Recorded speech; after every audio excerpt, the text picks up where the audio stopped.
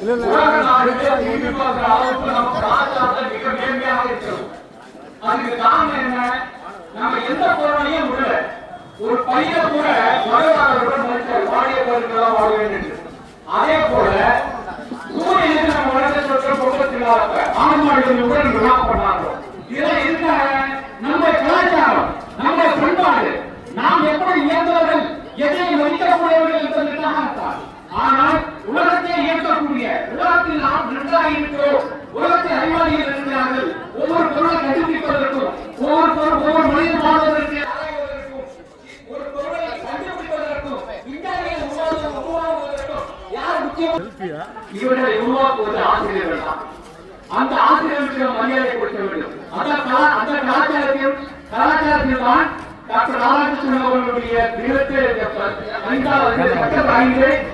இன்று ஆசிரியராக கொண்டாடுகிறோம். அதில் லைசன்ஸ் மிகவும் பெருமை கொடுக்கிறது.